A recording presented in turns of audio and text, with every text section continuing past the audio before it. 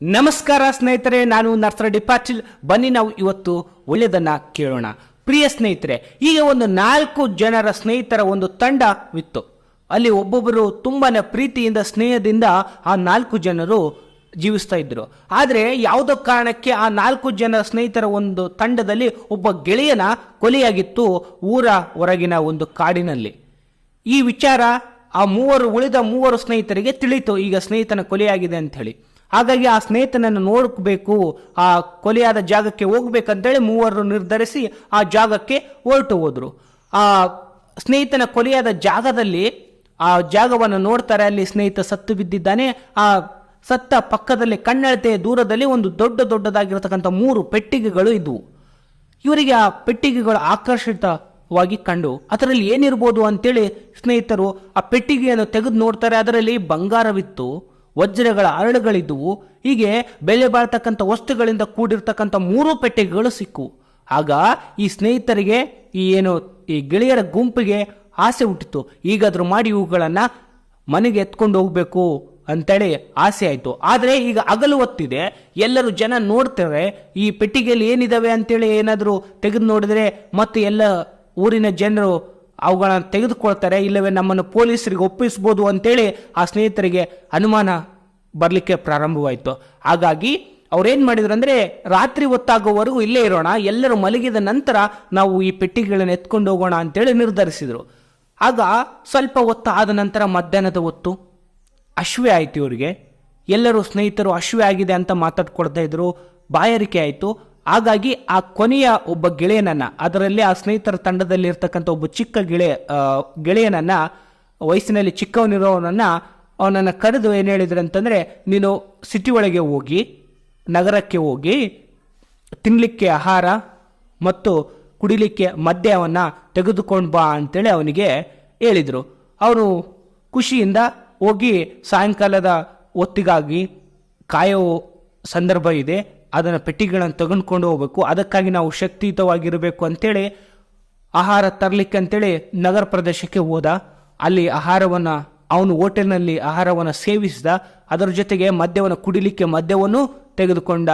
ಅದಾದ ನಂತರ ಅವನು ಯಥಾ ಪ್ರಕಾರವಾಗಿ ಕಾಡಿನ ಮಧ್ಯೆ ಗೆಳೆಯರ ತಂಡವನ್ನು ಸೇರ್ಕೊಂಡ.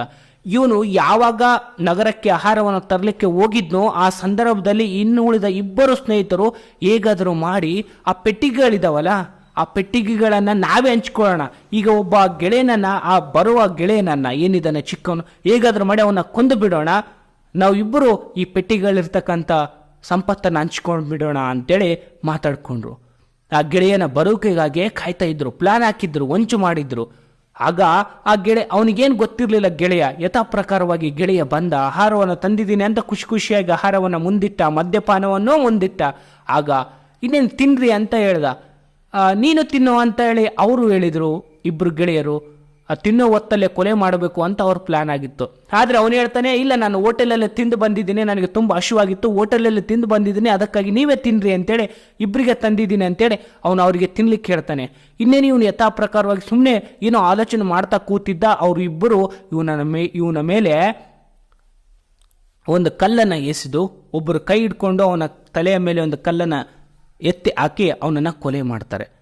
ಕೊಲೆ ಆದ ನಂತರ ಅವರಿಗೆ ತುಂಬ ಹಸಿವಾಗಿತ್ತು, ಬಾಯಾರಿಕೆ ಆಗಿತ್ತು. ಹಾಗಾಗಿ ತಂದಿದ್ದ ಆಹಾರವನ್ನು ಇವರು ಉಳಿದ 2 ಸ್ನೇಹಿತರು ಆಹಾರವನ್ನು ಮತ್ತು ಮದ್ಯವನ್ನು ಸೇವಿಸ್ತಾರೆ. ಸೇವಿಸಿದ ಕೆಲವೇ ಕ್ಷಣಗಳಲ್ಲಿ 2 ಸತ್ತೋಗ್ತಾರೆ. ಕಾರಣ ಇಷ್ಟೇ, ಏನು ನಗರ ಪ್ರದೇಶಕ್ಕೆ ಹೋಗಿದ್ದ, ಹೋಟೆಲ್ಗೆ ಹೋಗಿದ್ದ, ಏನು ಊಟ ತರಲಿಕ್ಕೆ ಅಂತೇಳಿ ಆ ಗೆಳೆಯ ಇವರಿಬ್ಬರನ್ನೂ ಕೊಲೆ ಮಾಡ್ತಕ್ಕಂಥ ಯೋಜನೆಯನ್ನು ಹಾಕಿದ್ದ. ಅವನು ತಂದ ಆಹಾರದಲ್ಲಿ ವಿಷ ಬೆರೆಸಿದ್ದ, ಮದ್ಯಪಾನದಲ್ಲೂ ವಿಷ ಬೆರೆಸಿದ್ದ. ಇವನನ್ನು ಕೊಲೆ ಮಾಡಿದರು. ಆದರೆ ಆ ಒಂದು ಗೆಳೆಯ, ಒಬ್ಬ ಗೆಳೆಯ ಏನು ಹೋಟೆಲ್ಗೆ ಹೋಗಿ ಊಟ ತಂದಿದ್ನೋ, ಅವನು ಈ ಆಹಾರದಲ್ಲಿ ವಿಷ ಬೆರೆಸಿದ್ದ. ಅದನ್ನು ತಿಂದ 2 ಗೆಳೆಯರು ಸತ್ತೋದ್ರು. ಇಲ್ಲಿ ಅಂದರೆ ಒಂದನ್ನು ಪಡೆಯುವುದಕ್ಕಾಗಿ ಅತಿಯಾಸೆ ಮಾಡಿದ್ರು, ಸಿಕ್ಕದರಲ್ಲಿ ಸಂತೃಪ್ತಿ ಇರಲಿಲ್ಲ. ಹಾಗಾಗಿ ಅತಿ ಹೆಚ್ಚು ಪಡಿಬೇಕು ಎನ್ನುವ ಆಸೆ ಅವರ 3 ಜೀವವನ್ನು ತೆಗಿತು. ಇಲ್ಲಿ 3 ಗೆಳೆಯರು ಸತ್ತೋದ್ರು. ಇಲ್ಲಿ ಈ ಕಥೆಯ ಮುಖಾಂತರವಾಗಿ ಅತಿ ಆಸೆ ದುಃಖಕ್ಕೆ ಮೂಲ. ಸಿಕ್ಕಿದ್ದರಲ್ಲಿ ಸಂತೋಷ ಪಡೋ ಬದಲು ಅತಿ ಆಸೆ, ಇನ್ನಷ್ಟು ಬೇಕು ಅನ್ನೋ ಅತಿಯಾಸಕ್ಕೆ ಹೋಗಿ ಇದ್ದದ್ದನ್ನು ಕಳ್ಕೊಳ್ಳುವ ಸ್ನೇಹಿತರು, ಕಳ್ಕೊಂಡ ಸ್ನೇಹಿತರಿಲ್ಲಿ ಎಲ್ಲರೂ ಪ್ರಾಣವನ್ನು ಕಳ್ಕೊಂಡ್ರು. ಈ ಕಥೆಯಿಂದ ನಮಗೆ ತಿಳ್ತಕ್ಕಂಥ ಪ್ರಮುಖ ಅಂಶ ಏನು ಅನ್ನೋದಾದರೆ, ಪ್ರಿಯ ಸ್ನೇಹಿತರೆ, ದೇವರು ನಮಗೇನೇನು ಕೊಟ್ಟಿದ್ದಾನೆ ಅದರಲ್ಲಿ ಇರೋದರಲ್ಲಿ ಸಂತೋಷವನ್ನು ಕಾಣೋಣ. ಯಾವುದು ಇಲ್ಲ ಅದಕ್ಕಾಗಿ ಅನ್ಯ ಮಾರ್ಗಗಳ ಮುಖಾಂತರವಾಗಿ ಏನಾದರೂ ನಾವು ಸುಖವನ್ನು ಕಂಡುಕೊಳ್ಳಿಕ್ಕೆ ಏನಾದರೂ ಪ್ರಯತ್ನ ಪಟ್ಟರೆ ಅದರಿಂದ ಸುಖಕ್ಕಿಂತ ಹೊರತು ಅದರಲ್ಲಿ ನರಕವೇ ಜಾಸ್ತಿ, ಅಂದರೆ ಕಷ್ಟವೇ ಜಾಸ್ತಿ. ಅನ್ಯ ಮಾರ್ಗಗಳ ಮುಖಾಂತರ ಸುಖವನ್ನು ಪಡೆಯೋದು ಅದೇನು ಶಾಶ್ವತ ಸುಖವನ್ನು ನೀಡೋದಿಲ್ಲ.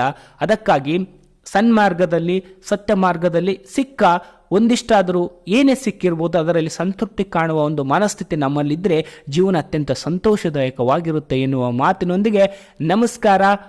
ಸರ್ವೇ ಜನೋ ಸುಖಿನೋ ಭವಂತು.